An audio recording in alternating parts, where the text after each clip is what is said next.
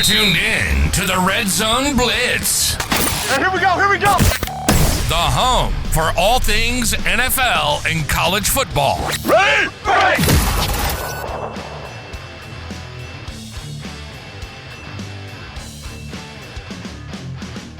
All right.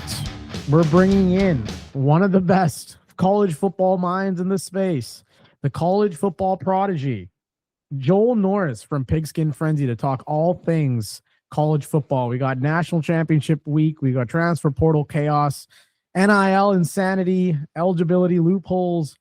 Joel, welcome to the show. Thank you for coming back. We appreciate how you doing. Dude, G, what's happening, man? I am doing phenomenal. Man, I'm just sitting here drinking my peach sparkling water drink, from Clean Calls. It's the flavor is peach sparkling. Shout out to Clean Calls. Their story is amazing. I just posted it on Instagram and X, shouting them out. Go and follow me on there at Pigskin_Frenzy. Man, I'm sitting here chilling. I'm ready to rock and roll. Talk about some college football. That's crazy, man. Especially during the last week of the regular season. You would, or not regular season, but overall season, you think it was just, the chaos was going to stop.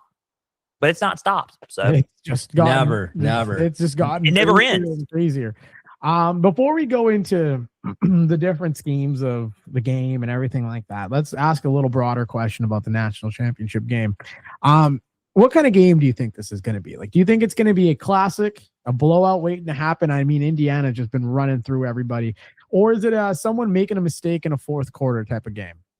Should I just go ahead and give a scoop right now? Yes. I normally just wait to pick my game on Thursday or when I do my preview and prediction shows. Yeah. However, I think this may not be close. And I'm going to tell you why. Because yes, Miami's a good football team. It's everything's in their advantage. You got the national championship. They're the first school in history, in college football history, to have a home national championship. Yeah. And they're doing it. Home field advantage. The crowd could be on their side. They have a great offensive line. They have great running backs. If Carson Beck plays a little bit more up tempo, a little bit better and mistake free, then he should be good in this game. But here's the problem: Indiana is a train, a freight train. Yes. And the way they are playing right now, they're just bulldozing through everybody. Alabama, Oregon, they're just bulldozing through everybody. So it is awesome what Miami's able to accomplish, what Mario Cristobal is able to accomplish. They have done amazing and amazing this year. Congrats to Mario Cristobal. Congrats to Miami. But I'm thinking, and I'm leaning on picking Indiana in this game, probably maybe by 21 or 24 points. My. Now, I think that, as a person who's watched college football more closely this year than I have in my entire life, when we talk about chaos, like you mentioned, it just never stops. You have Michael Irvin going crazy on the sidelines, slapping jerseys with belts. You have Lane Kiffin's whole saga with him not letting coaches coach and coaches leaving LSU campuses to coach Ole Miss games. It's been wild. It's been absolutely insane. And then you have the story of Mendoza, who is quite possibly, can we call him the complete opposite of Johnny Manziel? Is that fair to say, Joel? So in the world of professional wrestling, you have the heels and the faces. Fernando Mendoza is the ultimate face of this. Like, he is like the ultimate good guy, right, in college football. Oh, he's John Cena for the last 10 years. Literally, dude. Like, when he was at Cal, he's in Indiana now. This man will eat dino nuggets and mac and cheese before he goes out and throws 5 touchdowns on you. That's cold-blooded, dude. He is a really good quarterback. I think he's the best. He's obviously the best quarterback in college football right now. I predicted this. I don't know if y'all listened to the episode on September 23rd, or I think that was when it was, September 23rd episode. Man, I predicted that that he could make a Heisman run. He was the Heisman run was activated after that Illinois win. And it was. I called that from a mile away. It was, dude. He has become a pretty good figure in the sport of college football. I'm pretty sure that he will end up, declaring for the draft here after this game. But, he has been a remarkable story. It's been Indiana as a whole has been a remarkable story, man. I mean, what Kirk St. Eddie's done, his second year in the sport, not in the sport, but at Indiana, his second year in Indiana, he goes in and he's in the national championship. What was his line? Google me, I just win. Yeah, he said in the press conference. He said it's pretty. When they asked him, what does he like? What does he do? What is his how's his coaching style like? He says it's pretty simple. I win. Yeah. Google me, and it's the truth. He's backed up everything that he said. So he told no lies there. He's not lying.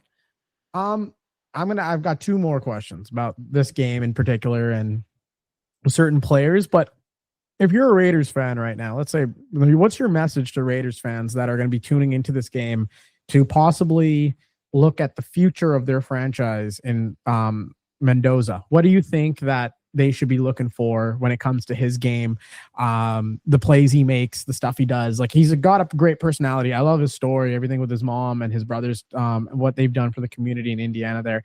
But when it comes to the game, what should Raider fans be looking at in Mendoza's game come against Miami?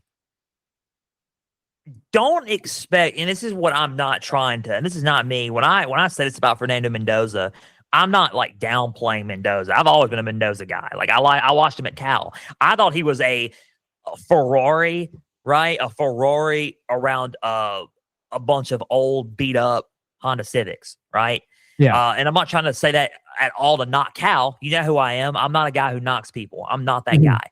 I'm a friendly guy in this sports media or in this college football world, man. I am just saying the truth. He didn't really have a team around him at Cal because but he was still the man at Cal. He transferred, then got a team around him, and look how he is now. Is he not? Is he a Johnny Manziel, Marcus Mariota type flashy, Jaden Daniels type fancy flashy run, dual threat type quarterback? He can run the ball, sure, but is he flashy fancy? Probably not. No, but I will say this is what you're going to get out of him. You're going to get a good decision maker. Obviously, a man that throughout the playoffs has only had 5 incompletions. 5. He has 5 incompletions throughout the whole playoff so far. That's insane. That is Joe Burrow in 2019-esque, right? So, and Joe Burrow had more incompletions in the playoff than he did. So Mendoza's on a different level right now in terms of incompletions. But what you're going to get out of him is toughness, heart, grit. You're going to get a guy who makes great decisions. He does scramble when he needs to, but he's amazing at those back shoulder throws, right? Yeah. So you're also going to get a guy who can do a back shoulder ball great, right? You're going to really get a guy who maybe is like, kind of goofy a little bit. He is a little bit goofy when he does his post-game interviews and all that. But the thing is, to me, I really wouldn't even call it goofy. I would just call it just him. He's just cool, He's cool. He's nice. He's a great leader. He's always a team player. He's all about the team. And I think that's what you're going to get with him if you're a Raiders guy, if you're a Raiders fan, if you're looking to draft Mendoza at number 1, if he declares. Now, if he pulls a swerve and decides to come back, then it's going to sting a little bit. I don't think he's coming back. Yeah, that'd be interesting for Josh Hoover if Mendoza were just to be like, hey, you know what? Actually, I want to run it back. Yeah, to me, you're just getting – it's so weird because you're getting 2 different quarterbacks, it seems like. I mean, the styles of play with Hoover and Mendoza. That's just, to me, it's just so different. But if the basics of the question, the bottom line is this. With the Raiders, you're getting a guy who has got heart, and he's a very tough quarterback, but also he's all about the team. He's all about the team. That's what I love about Fernando Mendoza. He's all about the team. 100%. Now, you mentioned LSU and Joe Burrow. 2019 LSU versus today's Indiana team. Who are you taking? Oh, that was my question of the day. A lot of people viewed it. I don't know if a lot of people answered it or not. I think I got a couple of messages about it. But who am I taking, you asked? Yeah. Oh, 100% 2019 LSU. There's no doubt. LSU would probably beat Indiana by like 14 to 21 points. There you go. There you go. And now we talked a lot about Mendoza. Final wrap-up question. Now, if you're a casual fan, you're tuning into the national championship game because your buddies are all like, hey, we got to watch this football thing, and you have no idea about any of the teams playing. Aside from Mendoza, is there one player that you're telling casual fans to tune in and watch for, and why? Elijah Surratt, man. Okay. Yeah. Elijah Surratt, wide receiver for Indiana. He is an absolute playmaker. I think he could be a playmaker for an NFL team. I really do. I think he can be. I mean, he's a great route runner. I like how he accelerates once he does catch the ball and does make the play. He's incredible, I think. And a lot of people don't give him enough credit for what he has done this year. I'm going to go with Elijah Surratt. I think he's an incredible receiver. And I think he's going to be really good at the next level too. There you go. I'm going to flip it over to Brandon for the next set of questions here. How's it going, Joel? Brandon, it is good to hear your voice. Yeah, man. So let's talk about Dante Moore. Now, especially after that game, do you think he should stay, or is going pro the right move for him right now? I thought he should have stayed even if he was dropping 3 touchdowns. And 0 interceptions and putting up 400 plus yards. And I'm not trying to say anything is wrong with Dante Moore going pro. I'm not. I just think he's only played 1 season. I honestly think he can get a lot better in some key areas if he would stay another year. I said that he should have stayed during the season. This was like mid-season. I said this. I said this on Payskin. I'm like, I don't see the rush in him leaving. A lot of people say, oh, there's not a lot of quarterbacks in this class coming in. You right? Okay, maybe you're right. But I still think he has a shot regardless. He can be a top 3 pick in this class or the next class. I really do. I think mainly in the next class, though, and I'll tell you why. I think there are some things he needs to work on. I think timing when he make a throw is one. I think, for example, that pick 6 that he threw first play against Indiana, he threw that ball quick. And I mean quick. Like, that was real quick. I was like, dude, he jumped that gun. The Indiana player jumped that gun quick. But it was also a little bit of Dante Moore just rushing into it. I think he's got to be a little bit more patient and letting plays develop. I think that's the thing that Dante Moore needs to work on. A lot of people will probably disagree with me on that. That's fine. But I think that he needs to work on patience and timing. I think he has the attributes of being a really good NFL quarterback. I just think if he develops in certain areas like what I just mentioned, he will be a lot better next year. He probably could win the Heisman Trophy next year. He's that good. I think he is that good. I just think it would benefit him more if he would stay. Yeah, and especially with today's world with the NIL, because obviously if he goes pro, you know, all the early mocks already have him going second to the Jets. But one, you're going to get paid if you stay in college. Like, you're going to get paid. And for 2, do you really want to go to the Jets? Now, I don't know about that. I mean, and this is not me like, trying to knock the Jets or anything. I don't know about that. I will say this. Here's one good example because of the money and all. Take Darian Mensah, for example, from Duke. Yeah. He ended up getting a new revised NIL deal, all that. He's getting paid, yes. But he also said one key word. He said, I'm going to get developed more as well. There you go. Exactly. And he said that I'm going to get developed more at Duke as well. I'm going to develop more. And if this man led not just the ACC, he was a top 5 player in the sport, the whole sport, in passing yards. Darian Mensah was at Duke. Think about that. And he did that this year. He can break out next year. Darian Mensah can. And they won the ACC title down at Duke. So I don't know. I think Darian Mensah is a prime example of staying development. We'll take another example, Arch Manning. He's going to even get more developed by staying another year as well. I know it's a competition because Mensah can declare next year, Manning can declare next year, and they can both be even more developed and play at a higher level coming into 2026, and going into that draft, and they'll be a lot better, and it may be a little bit more competition for Dante Moore. But still, I still think Dante Moore should stay so he can be amongst those two quarterbacks and other quarterbacks that are staying for development. I mean, and it's not that I'm not saying Dante Moore didn't do enough. I just think there are some things that that NFL defenses that can throw at him that I don't know if he's quite ready for yet. That's how I'm viewing it. Yeah, that's good. And then with the NIL, are we about to see some elite quarterback, like you just mentioned some names? Are we going to start seeing them play into their senior years just because financially they're going to get paid? Or do you think they're just going to continue what the trend is? You know, you're a 1-year starter, 2-year starter. They tell you you're ready to go pro. You know you're going to get drafted either first, second. So you throw your name into the draft. I don't know, man.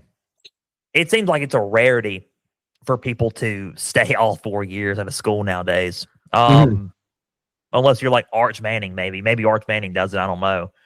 But it's rare, you know. I have no idea on that. The only reason why, because I think while the money in the NIL world is good, I still don't think it's. Yeah, okay. For example, is Brendan Sorsby making more at Texas Tech than Shedeur Sanders with the Browns? Yes, maybe. But that NFL, but it's this prospect of, yes, getting paid, but getting paid by the NFL, by the team. The NFL, the National Football League, man, is just, that is everybody's dream to play on Sundays, right? Absolutely. I think that's what they're going to look at. They're going to look at that logo, and they're going to think, dude, you know, doesn't matter if I'm eligible and they think I'm ready to go pro, I'm going pro. You know what I mean? So I think that's everybody. I think NFL is the ultimate goal for everybody. I think that's still the primary goal for every college athlete or college football player, right? Yeah. Receiver, defensive player, regardless. I'm going pro. That's the ultimate goal. If I'm ready to go pro, I'm ready to go. There's a lot of people like transfer. Just a transfer for the right situation for them. A lot of people are like young players who are in the portal do chase the money, yes, but there's a lot of veteran players who enter the portal to go to another school to maybe develop a little bit more, but also get a little bit of extra money too. But man, I don't know, dude. I think the ultimate goal is like, yeah, just let's just go pro. So speaking of guys wanting to stay, Joel, Trinidad, KK's got a question on the Ole Miss quarterback. I got a couple college eligibility questions for you, Joel. absolutely, man. So Trinidad Chambers is trying to get a 6-year of eligibility right now. What's your opinion on college ability and how many years is too much? That's a good question. Trinidad Chambers just got denied his waiver. Ole Miss is trying to appeal it. So did Chandler Morris. I think that 5 to 6 is plenty. I think what TJ Finley, for a prime example, what he's doing in the portal is a little bit too much. He's transferring from school to school to school to school, and they said, as long as I have the eligibility, I'm going to keep doing it. Yeah, here's the deal. He may have like another year, like one more year of eligibility, but he's been in college since 2020. It's 2026 now, so this is what, his 7th year, maybe. It's going to have to pump the brakes a little bit. I think 6 is plenty. I think the exception is if you were injured, which, prime example, Chandler Morris from Virginia missed a whole year because of his knee, right? He lost a year. I think there should be exceptions to that. Trinidad Chambers, I think he had some sort of injury at Ferris State, if I'm not mistaken. And then he missed like half the year, majority of the year because of that. I think he should stay another year. I think they should grant him a waiver for that. I think if you're getting a waiver just to play, even though you're not hurt, I don't think that, to me, and I've had some words for the NCAA, obviously, but I will back them on that. I think there's sometimes it's okay, dude. You're getting eligibility for kind of like, it's not really for no reason, but you're also taking away from other people. You know what I mean? At that point. Yep. And it's like, okay, you've gotten a lot out of this already. Don't get another waiver. You weren't even hurt, right? So it's like, why shoot for another waiver? You're taking a lot out of everybody else. So, and people who want to play, right? Like, okay, I'm going to get another waiver so I can play. But meanwhile, this guy's been waiting, on the bench, waiting for me to kind of go get out so he can start, right? But you've played the whole time, so it's like, why are you trying to get another waiver, right? So, I don't know. I think if you're legit, like you're actually hurt, waiver and eligibility is good. I think 5 to 6 years is the best form of eligibility for me. It usually was just 4, right? But due to red shirting and all that, I think 5 to 6 years is plenty to me. All right, that leads to my second question. Should there be an age limit in college football? Like, why should a 25-year-old line up against an 18-year-old? I think 18 to 25 is good. I think that's a good age limit. I think because prime example, Michael Penix Jr., I think he was 23, 24 when he was playing quarterback at Washington. I think that age limit is perfect for the sport because that's the majority age limit now, right? 18 to 24, maybe 25, right? So I think that age limit's fine. I don't have anything against the age limit. Now, I've seen there are rarities. There are rarities where there's a guy that would like play another sport or whatever and then come back to college and end up being like a punter, like a 30-year-old punter or something like that. You've seen stories like that, which is unique, right? But like, I think like I said, I think 18 to 25 is the perfect age limit. I don't see a problem with 25 years, with 18 to 25 who's got an eligibility left to play, right? So, yep. Now I have another question for you. Does experience now matter more than raw talent in big games? Does experience? So you're asking if experience matters more than raw talent? So that's a good question because it kind of aligns with what Kirk Herbstreit said. Kirk Herbstreit said after the Miami Ole Miss game, I think it was on Sports Center with SVP, if I'm not mistaken. He said, while coaches are chasing 5 stars, which they're all talented players. And by the way, when I say this, 5-star talent is great. You can have 5 stars. Not saying that. But you see teams like an Oregon, like an Ohio State, yes, they're stacking up 5-star talent. Yeah, Ohio State won a national title with a lot of 5 stars. Yeah, sure. But it seems like right in this trajectory, there's a lot of talent. There's a lot of teams who have less 5-star talent, and they're building a team, right? They're building a team who's played in games and have experience, right? Indiana has 0 5 stars. They dominated Oregon, right? Miami, they have 5 stars, not as much as Oregon does right now, but they have some 5 stars, but they have more of a team, right? I want to play for the team. And they have the experience behind it because they played in bigger games across different schools or, and in big games when they were at Miami previously. So, yes, I think it's a mixture of both. I think you got to have talent, yes, but I also think experience comes a long way and just building a team. I think that a lot of people hate on Kirk Herbstreit for what he says on a lot of things. But the thing is, they're telling the truth. It's like, so you're saying don't get 5-star talent? No, we're not saying don't get 5-star talent. We're saying build a freaking team. That's what we're saying. We're saying build a team. Because if you stack a team, right, and you get a team together who want to play for each other, I mean, that's what can lead you to a title. Prime example, look at the number 1 team in the nation right now. Look at Indiana. Where are they playing? Oh, yeah, the national championship. Who do they want to play for? Oh, yeah, each other, right? You have a quarterback who literally gave his offensive MVP award to the whole offensive line at the Rose Bowl. That is a team right there, right? So you look at that and you're thinking, we need to build something like that. Build a culture, build a team. There's nothing wrong with what he said there. So to answer your question, I think it's a little bit of both. I think, yes, you got to have some talent, yes, but I think the experience around the team as well can go a long way.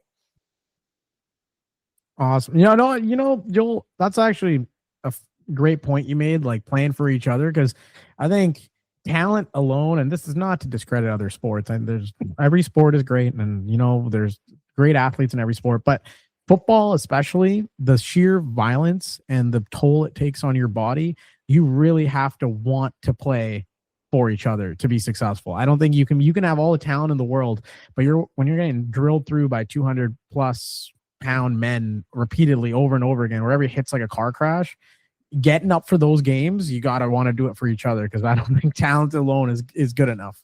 I think now more than ever, especially in the NIL transfer portal era, we have to start going back to a team mentality. We really do. And this is not me calling out anybody in the sport. It's not, the thing is, the system is run by grown-ups. It's not run by the kids. It's not run by the college athlete, the athletes. It's run by the adults. It's run by the system. The system in place isn't the best. Example, academic calendar. The academic calendar is not good.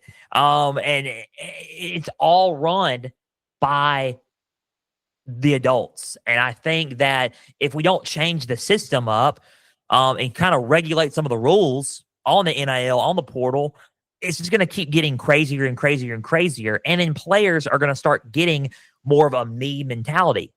And this is not me. Like I said, again, for everybody listening to the show, I'm not calling anybody out. I'm not saying anything to knock it on anybody. I'm telling you how it is. We have a me mentality in the sport. We got to go back to having a team mentality. Prime example, again, look at Indiana. Indiana has a very big team mentality. Miami has a very big team mentality. That's why I love the national championship we're getting, because we're playing. Those are two teams that are playing with a team mentality. Both of them. We're playing for each other. I think that's what we need back in the sport. We used to have that, but since a lot of the portal opened up, since NIL opened up, it's been more about where can I make the most money. And it shouldn't be that way. So it should be, yes, money for scholarship can be good, money for school while I'm living in school. It would be great. It wouldn't hurt me, right? Because, look, if someone offered me something, a lot of money in NIL, would I take it? Yeah, I would take it. I'm not going to sit there and think, okay, it's bad. Yeah. I'm going to take it. But at the same time, you can put that to good use. And you can put that for the ultimate goal, which is, like I said, playing on Sundays. So, yeah, I think team mentality needs to come back in the sport. Sorry for interrupting. No. I think I love it. I agree with you. But do you think the best team now is the one with the best scouting department or the biggest NIL war chest? So you got to have NIL to succeed in today's college football, right? You got to have the budget. That's why I think, and a lot of people are going to hate me saying this. A lot of people are laughing at them now because they're trying to find a quarterback and all that. Mm-hmm. LSU's coming back. They're not gone. A lot of people are going to sit and think they could be, but I don't think they're gone. I think they'll be back. They have a lot of NIL money now, and they're going to get ready to use it here shortly. So it may not be coming in 2026, but in 2027 and beyond. Let's just kind of, y'all can poke fun now, but I don't know if anybody's going to be laughing here shortly with LSU. I think money, yes, but also scouting on top of that is good, and coaching on top of that is good. You got to have a good coach. Yeah. You also got to have a good NIL budget to build a roster and build a team to succeed in the sport. And now the resident LSU fan is nodding his head, so I'm gonna throw it to Matthew to ask you the next set of questions here. Let's go. Yeah, so Joel, my next question goes with regards to what happened on Thursday night in the Miami game with Xavier Lucas. So it's not really just about the targeting rule, but more so the consequences. Are we punishing defenders too hard in a game that's moving faster than ever?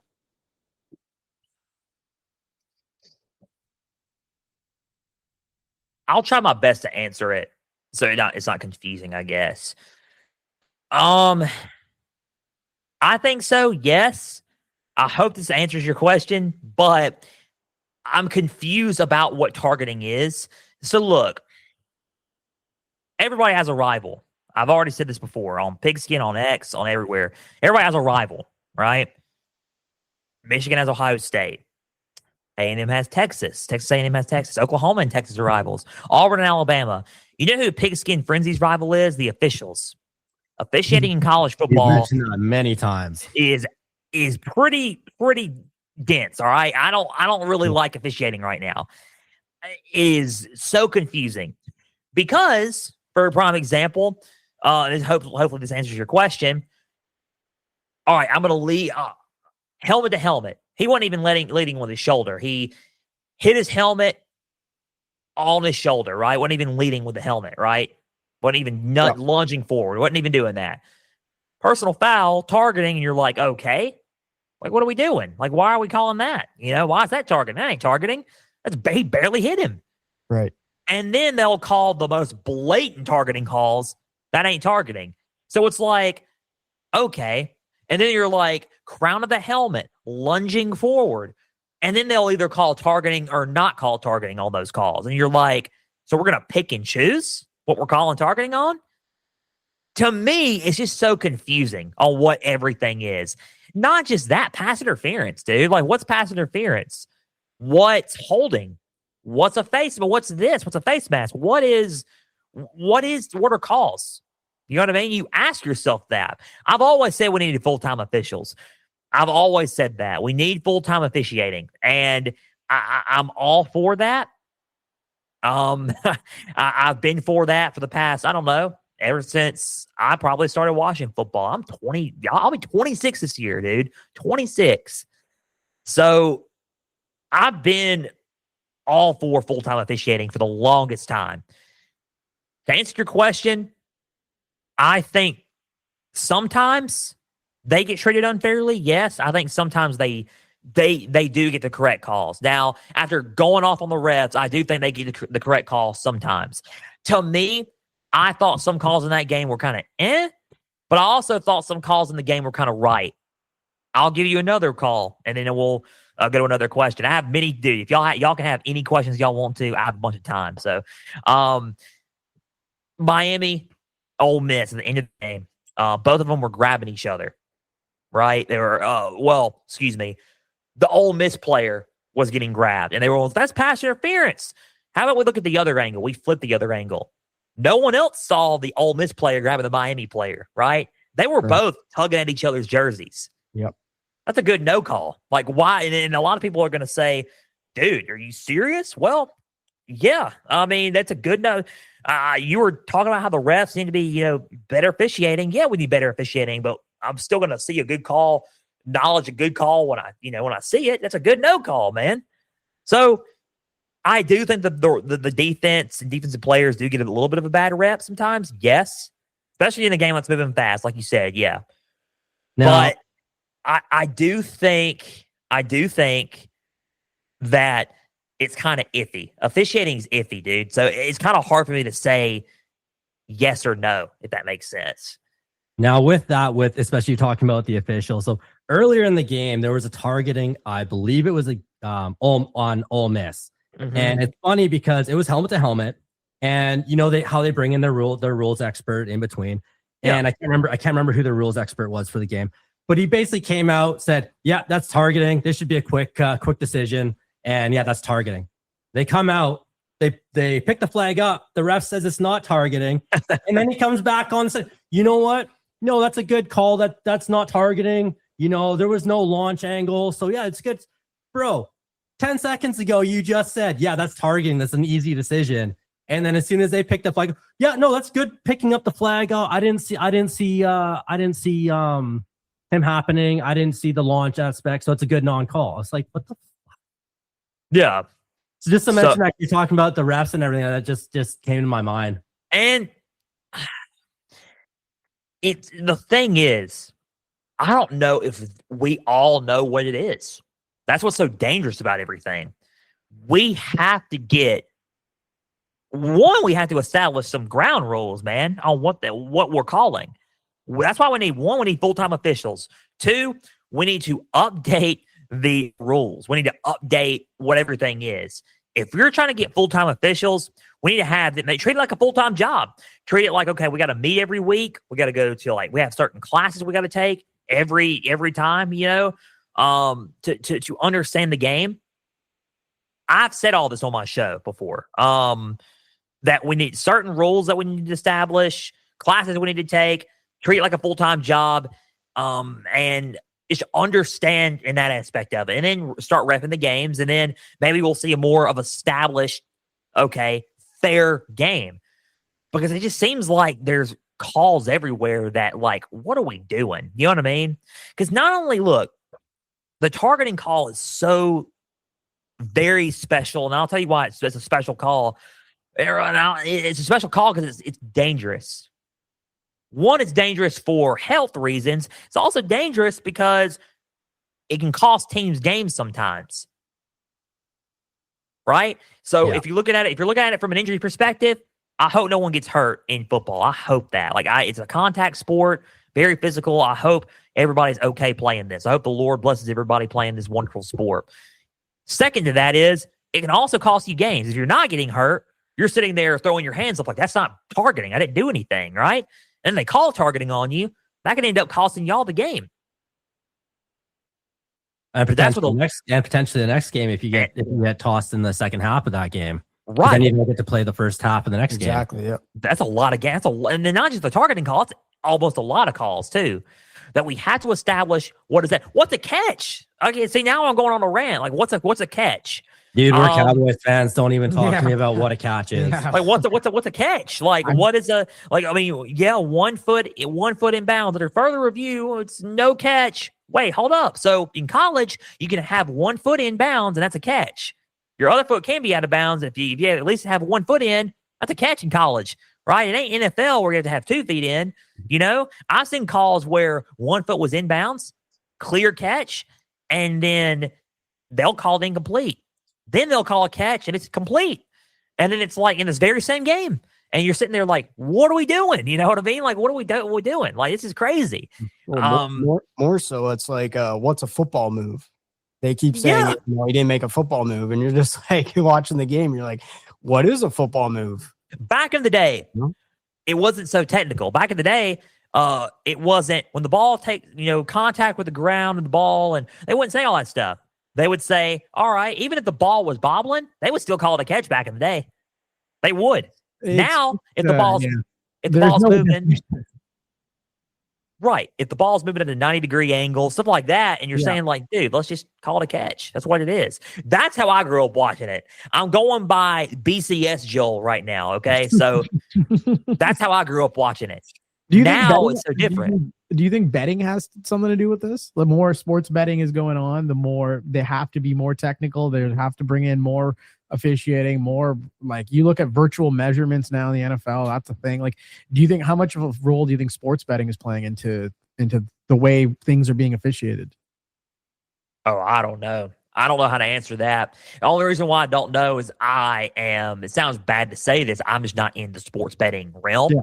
So I need to be more, I mean, look, I know spreads and I know all that. I need to be more educated. I need to get more people on Pigskin Frenzy to talk about sports betting, because I don't know. I need to know more of the ins and outs of it. I just don't know all of it. We have a guy. We have a guy. We might know a guy. We might know a guy. He's on this podcast. Sitting across from me right now.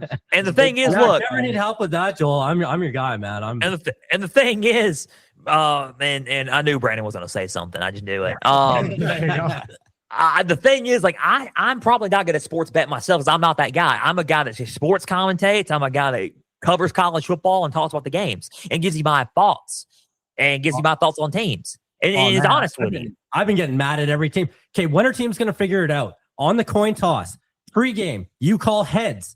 Overtime is when you call tails, because every team was calling tails and it landed heads every single time. I'm like, oh my God, you guys, pregame, it is heads is the call. In overtime is when you call tails.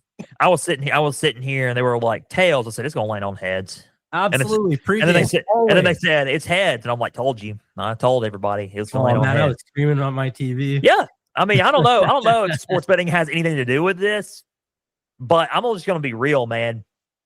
I think that the bottom line is this: we need established rules to figure out how everything can run in games. That's my honest thoughts on everything. I am just tired of, okay, this is targeting 1 second, and it's targeting here, or not targeting here, right? And the thing is, it's the same exact hit. It's like pick and choose almost. And it's like, let's not pick and choose. So I understand where you're coming from on the sports betting aspect of it. I don't know all that stuff. I just don't know all that. I don't know. I'll just stay in my lane and say, look, we just need full-time officials. That's my lane. Like, I just want more established rules, and I want the game of college football to be safer. I'm not trying to make it, okay, let's make it back flag football. I'm not trying to make it flag football. I'm trying to make it better so we can have fair officiating games, whether we don't get bad calls. The worst officiated game this year to me was Georgia-Auburn. That was the worst officiated game this year, in my opinion. There were some terrible calls. Auburn was winning. Auburn was winning. And they were winning. And then there was a fumble, which was clearly not a fumble. It was a touchdown. They called it a fumble. I'm like, what the heck, dude? He broke the plane. If he broke the plane, shoulda, woulda, coulda. He broke the plane with the ball in hand. What do we call that, ladies and gentlemen? Touchdown. 6. We call it a touchdown. So, yeah, and then they call it a fumble. In other games, they call it a touchdown, but I guess in that one, they call it a fumble. I don't know. It's just wrong. It's just weird, man. We need better officiating. That's all it is. Yeah, you said that more than once this year. I've said it 300 times on this show. Sorry, man. Go ahead. Easily. Now, just moving on to the next. With the transfer portal being open right now, we're watching rosters flip. Like, it seems like everyone is going into the portal. Some kids are going into the portal, and next day they're withdrawn from the portal. Has the portal gone too far, or is it just that because it's new, because you don't have to sit out for the new year or for the 1 year? What's going on with the portal, man? The portal's always been chaotic. It's always been like a Twilight Zone. You know what I mean? We got people flipping in the portal now, which is crazy. Like, Kenny Minchie was at Notre Dame. He transferred to committed to Nebraska, and then all of a sudden now he's at Kentucky. So now the SEC's got to get a dose of Kenny Minchie. By the way, phenomenal quarterback. Phenomenal. Also, if high school kids are committing, like flipping commits, right? Which they do, you know. If transfers can do that, right? And I think transfers can do that. And the thing is, it's like, I don't disagree with, like, if they haven't really signed, they just verbally committed, right? They haven't signed. Like, I'm going to verbally transfer. I'm going to verbally transfer to Baylor. But let's look at Ole Miss, or let's look at LSU, right? Let's look at Alabama. Let's look at Texas. Look at, TCU, right? Let's look at other schools. But I'll verbally commit here. And if I don't find those other schools interesting, I'll just, it's you know what it's called? It's called life. Yeah. It's called we're weighing our options, right? That's anywhere, man. Let me see. Do I want to work at this Dollar General? It's going to pay me a little bit more, but I don't know. Maybe I like the workers here at Dollar Tree a lot better. You know what I'm saying? It's like we're weighing our options. And I think that's what a lot of people do in the transfer portal. Now, was your question, has the portal gone too far? Was that your question? Yeah. Is it going too far? Or is it just, we're uncomfortable because it's new? Like, it's basically college free agency now. I think it's gone far to the point where it's just, okay, everyone's just, coming and going as they please, kind of. There needs to be some more regulation. I think tampering's real. A lot of people aren't going to say, or trying to say, tampering. No, yeah, dude, let's be real. Come on, let's cut it out. Tampering's real. Who is it? Was it Kenny Dillingham out of Arizona State being like, I dare you to slide into my players' DMs, like just going off, like basically daring people, come try and get my players. Come try and get my players and see what happens. I think it was Trent Dilfer from UAB. Sorry, yes. Yeah, I don't know why. He's coaching high school football now. Anyway, I think tampering's real, dude, and it is a problem, 100%. Yeah, I get it. I just think there needs to be some regulations, some rules on all of it. It is free agency. I think, yes. At first, the portal wasn't for everybody. It was for graduate students. Did y'all know that? It was for grad students. The first big time portal guys were like Jalen Hurts or Joe Burrow. Yeah. They were grad transfers. And then they ended up going to LSU and all that in Oklahoma. And then they just started doing undergrads. And then it became more of a problem. It was for, okay, undergrad, but you got to be like a sophomore, right? Now it's for freshmen. It's for high school guys who haven't even set foot on campus yet. Julian Sayin never played for Alabama. He immediately signed on, and it was like, you know what? I'm going to enter the portal because Nick Saban's retiring. I'm going to go to Ohio State. And he ended up going to Ohio State, and look where he's doing now. He's starting for Ohio State, but it's crazy. I think it has gone too far in a lot of ways. There's not really many rules in place for it. There needs to be structure. Yes, I think a good thing about what happened was there's no spring window anymore. There's only this window. That's it. Like, you can't enter the portal after January 16th. After the 16th, you got better luck until next January, which is cool. I like that. I'm all right with that. So, or unless a coach leaves or anything like that, then the portal opens up for them. But I really like the one window now. That's a start. I still think they need to add some more structure to it, like I said, and I've already talked about that, what they needed to do before. But just add some more structure to it. But other than that, that's a start of the window, right? No one needs to talk to other players until the window comes open, by the way. I think that's another thing that they need to do. But Joel, what do you think is the biggest transfer so far, in your opinion? Oh, man. I'm trying to think. There's some good ones. I think Cam Coleman to Texas is probably a big one. Yes, sir. I thought he was going to say Sorsby. I also think Sorsby's up there. Yeah. We'll see how Texas Tech does. He's a good quarterback. Yeah.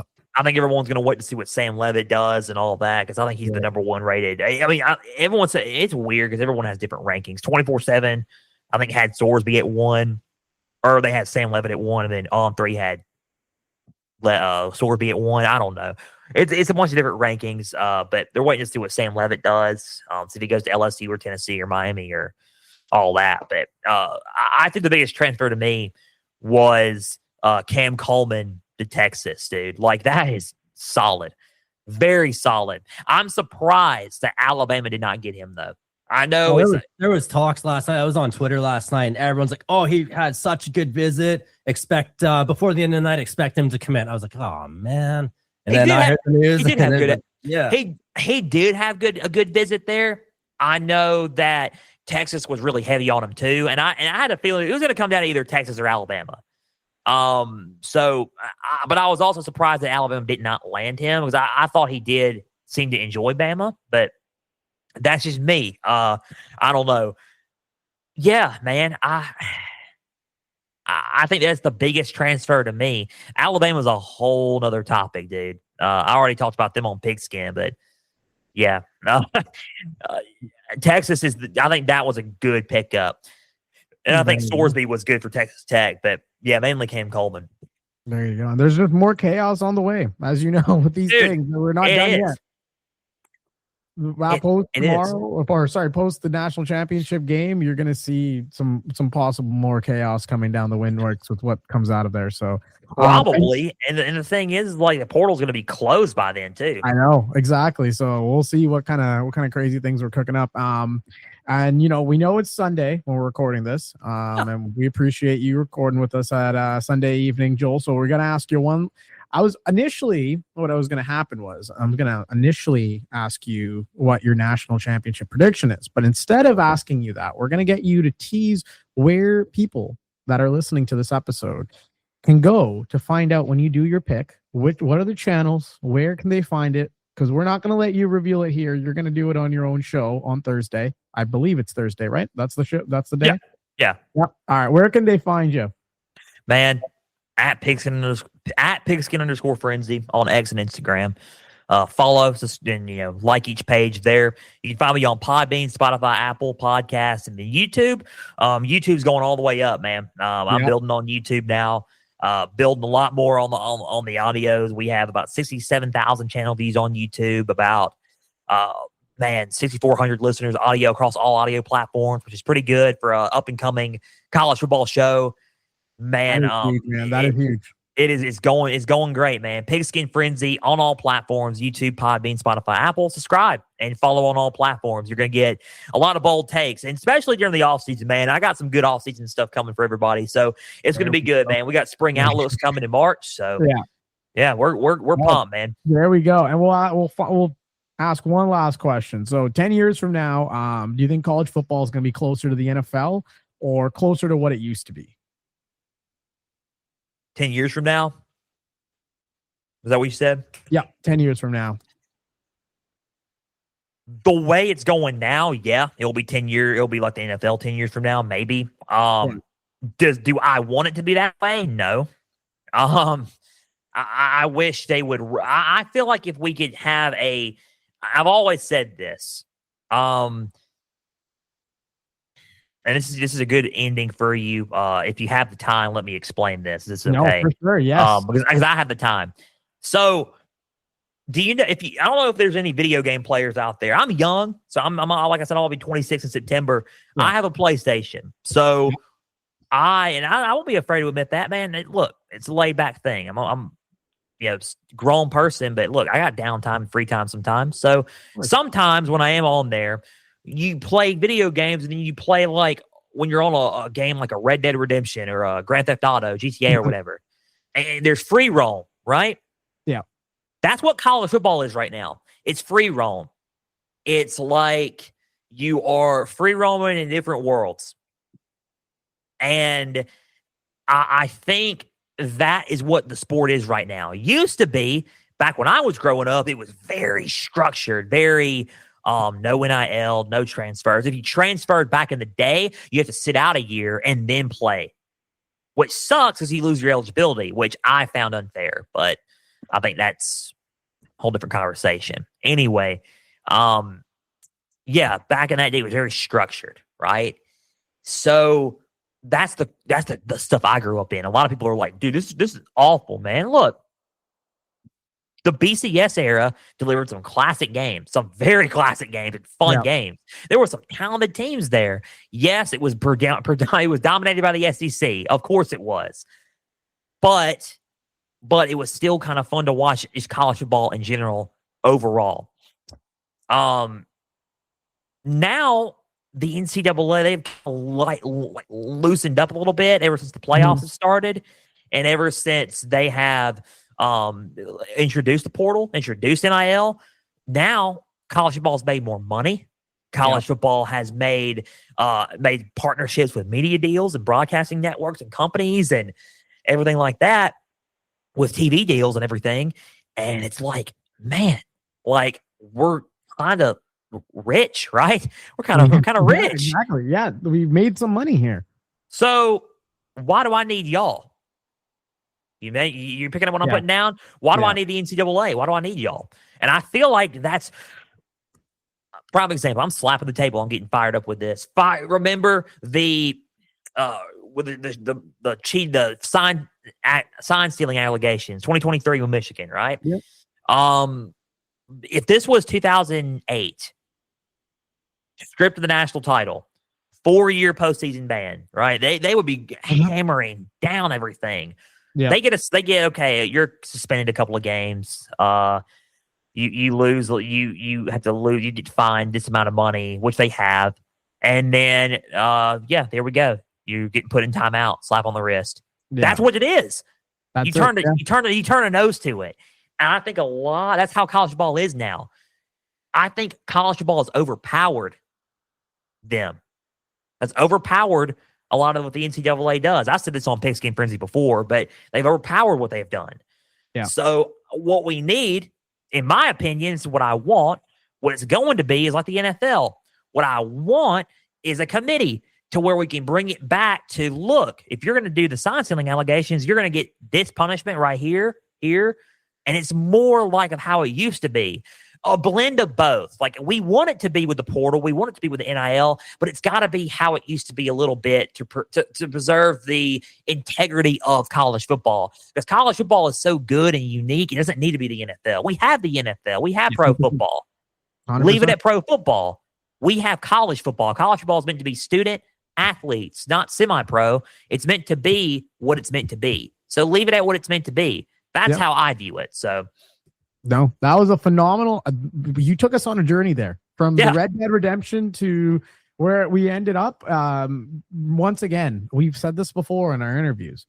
This man, we need to get him on the committee. We need to get the college football prodigy needs to get onto this committee, and we need to fix college football. Hey man, I'm full of wisdom, man. I would like to think I'm full of wisdom at least. Definitely. No, we appreciate you, Joel. We appreciate you taking the time out. Once again, where can people find your content if they don't already follow you? Dude, at Pigskin_Frenzy on X and Instagram. Follow me on all platforms on YouTube, Podbean, Spotify, Apple Podcast. You can even say, "Hey Alexa," sorry if it went off over there. Play Pigskin Frenzy. No, and then they'll play Pigskin Frenzy on your Amazon Alexa or Echo. So, yeah, man, I'm on all audio platforms. I'm on YouTube. YouTube's booming. We're working more on that and trying to get everything going there. Yeah, man, all platforms. Subscribe, follow, and yeah, keep plugging in, man. It's an awesome journey being in college football media. No, man, it's been phenomenal to see your rise in college football media. Even the short time that we've known each other, just seeing you boom and the guests you're bringing in and the content that you're pumping out, man, it's been phenomenal to see. And once we get our video setup here going, we'll come over on that side. We'll bring some of the vibes over there to your side as well. Dude, 100%. You're more than welcome to drop in on Pigskin Frenzy, man. You're more than welcome to talk college football. Look, I enjoyed the time, man. I still have free time, man. I'm still hanging out, so I didn't have a whole lot to do today. So, man, we appreciate it. But anything else, fellas? I think that's good. Oh. Awesome. Well, thank you again, Joel. We appreciate you coming on the Red Zone Blitz. Once again, that's the college football prodigy, Joel Norris. Everyone, go follow him on all his channels, X, Instagram, YouTube, and you can search for Pigskin Frenzy on Alexa. I won't say it, so it won't go off. But thanks again, Joel. Hey, man, thank you. I appreciate y'all. Thank you, man.